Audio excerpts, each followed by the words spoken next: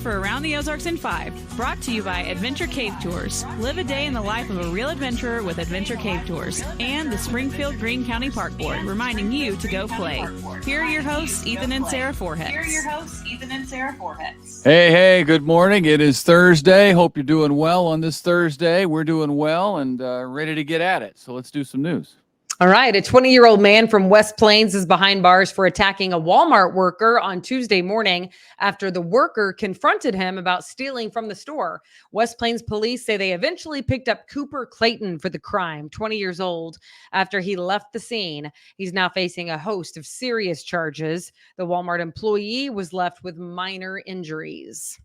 Scary, nonetheless.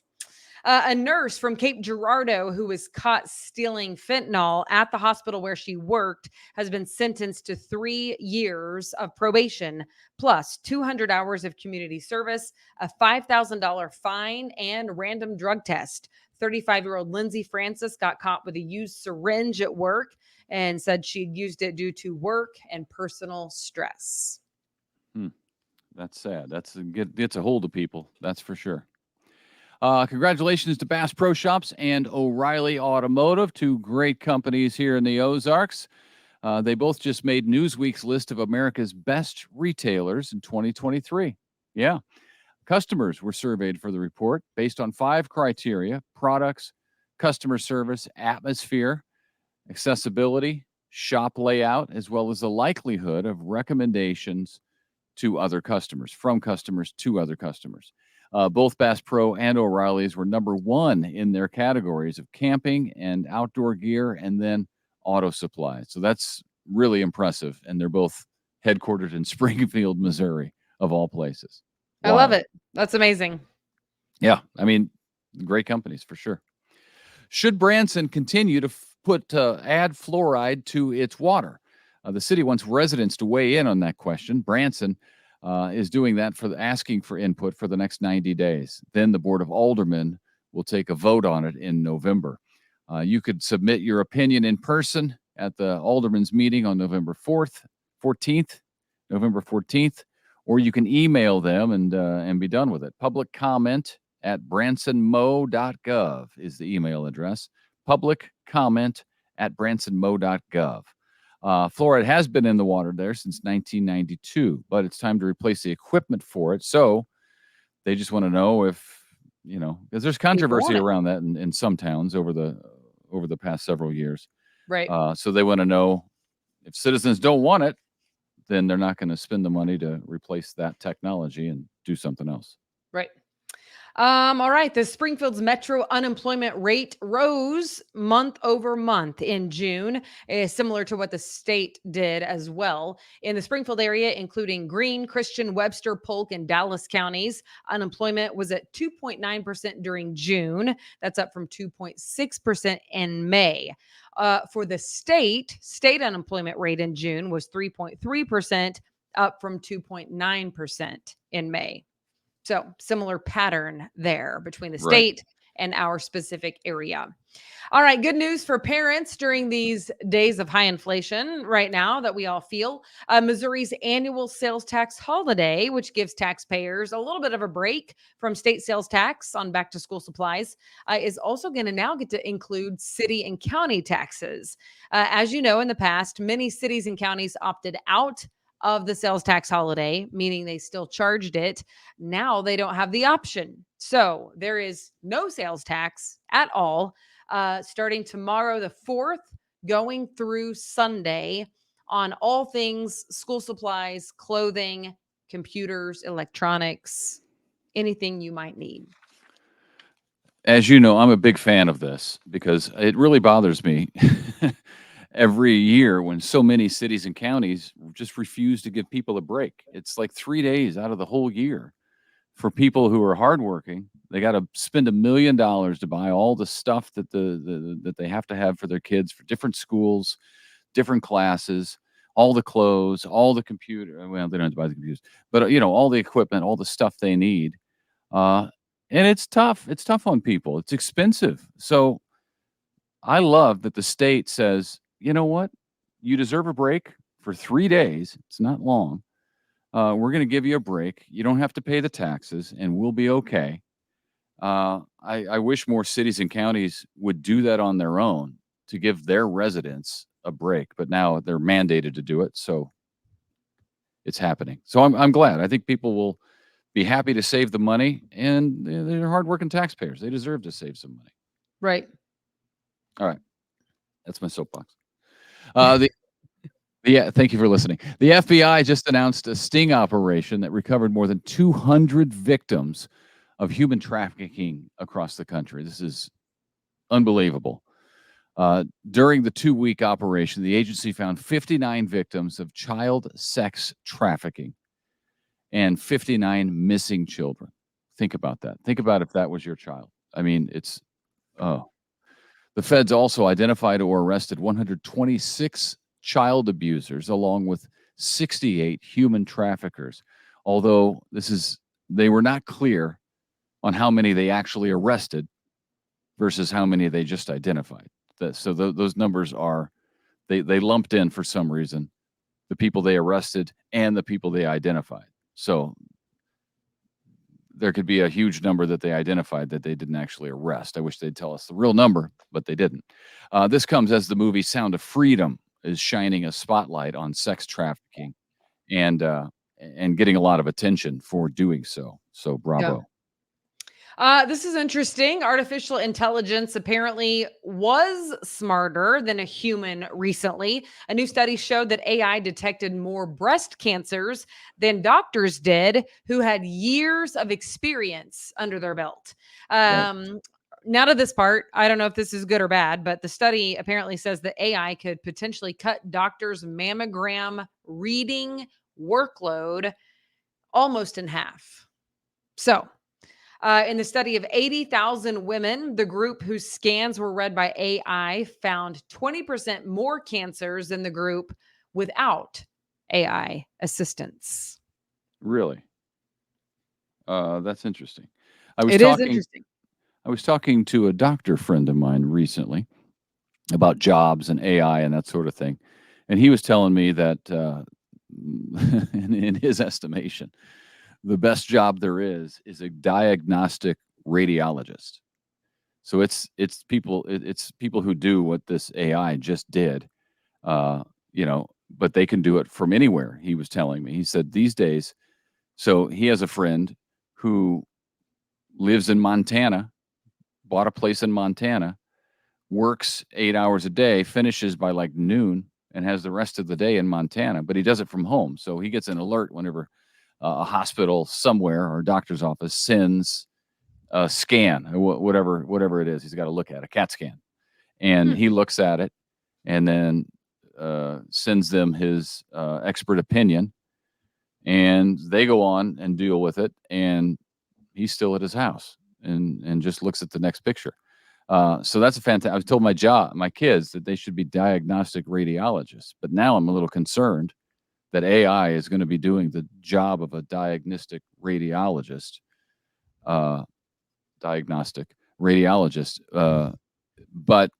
I wonder if that job won't even exist. Surely there's got to be something that is that experience counts for, right?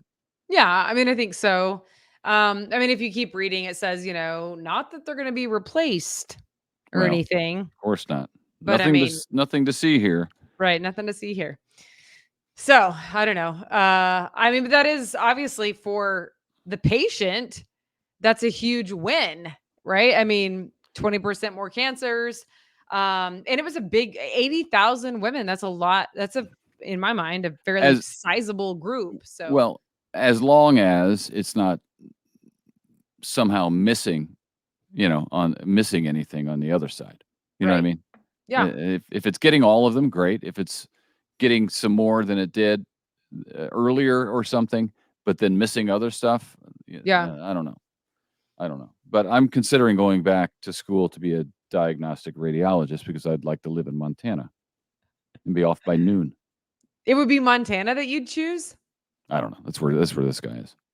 But it sounded pretty nice. His lifestyle sounded pretty nice. Well, the story I was given. I know for a fact that you want me by your side. And Of I course. say we can do better than Montana. Well, I say, how about this? You go back and become a diagnostic radiologist, and I'll just live wherever you want to live. All right. You know where I want to live? In Colorado. Breckenridge, Colorado, yeah. on the top of the mountain, so that I can just grab my snowboard and go. Well, you could also do that at the bottom of the mountain. They got a lift. And I also, sorry, while we're on the kick, I would also like a personal chef. I don't need a Well, personal trainer. I like to train myself. I love it, but I don't like to cook, as it turns out. And you could cook for me, but I would rather you go snowboarding with me. well, then you better get to diagnosing radiologically because that isn't going to pay for itself. Okay. All right. St. Louis Cardinals made another trade this week, right at the trade deadline. They're again attempting to not be as awful as they are. They traded shortstop Paul DeYoung to the Toronto Blue Jays in exchange for another minor leaguer, this time a pitcher. The Cardinals made some other moves with the Blue Jays that we told you about over the weekend. Most of what the Cardinals got out of any trades that they made were minor leaguers. So that kind of just goes to show you that the front office has decided that this year doesn't matter, and we're going to try to improve for next year, which is not the Cardinal way. That is not the Cardinal way. So I'm unhappy with it. I'm perplexed by it, and it bothers me because they just don't want to spend any money. Well, the front office doesn't want to spend money, and I wouldn't either if I were them. But you can't take the fans for granted. Once the fans start pulling back, but the Cardinals fans are such great fans, and they love baseball, they want to be there. So it's tough. All right, now to this. Did you hear about a big victory for Taco Bell? It can now use the phrase Taco Tuesday. How about that? That after Taco John's, which had owned the trademark on the phrase since 1989, agreed to share it, including to arch rival Taco Bell. Isn't that interesting? Taco John's writing in a statement, "We're lovers, not fighters," after Taco Bell went to court over the issue. Taco Bell said in a statement, "When tacos win, we all win." That's big of Taco John's because they did own it. I mean, Right. that's huge. They had the trademark, and now they're sharing it. So I'll support my local Taco John's for that move if ever there were one here. Are they out of Oklahoma? I know they're in Oklahoma. I don't know. Honestly, there? Taco Bueno is what most Oklahomans go to, at least in my part. I think Julie, our good friend Julie, she's a Taco John's fan, and she's Kansas deal? Was in Kansas. Yep. Maybe that's a Kansas deal. Yeah, I think isn't it her? I think Clay and Julie are the ones who introduced us to it because they like the potatoes, the potato, almost like hash browns. What are they called? I don't know. I don't think we ever went there though, did we? Miniature hash browns. I think we did. I never ate there, I don't think. Apparently it didn't make an impression on you, but I think we did once. Well, if we did, it didn't. All right, one more story, by the way. Meanwhile, Taco Bell is the target of a lawsuit by a man who wasn't happy that the food he opened when he got home from Taco Bell didn't look like it does on the commercial, specifically the crunch wraps and Mexican pizzas. You know what? I'm with you, sir. I feel his pain. But I wouldn't sue for it, so there's that. He's claiming false advertising in his class action lawsuit, and he wants $500 in damages for each item purchased. I've often wondered about that because a lot of times whenever they shoot pictures or video of food for a commercial, it's not even food ingredients that they put on there. Like it's paint and it's wax for cheese and crazy stuff, which is completely false, right? That isn't true. I mean, yeah, but are you suing anybody for? I don't know. I might jump on this fella's bandwagon on his it's a $1,000. It's a class action suit. Yeah. I could get in on that. Well, I just would like it to be fair. Try to make the food look like it's going to look like whenever you send me home with it. Right. Yeah, I'll give you that. Is that so hard? Fair enough. Okay.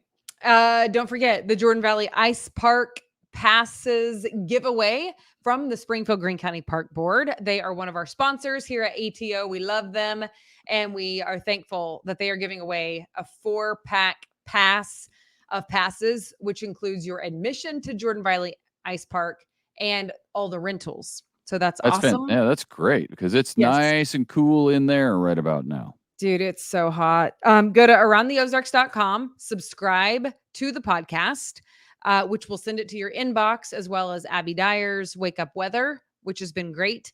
And then there's like Ned has something. There's other people, other podcasts that are really good. Talk sports, yeah.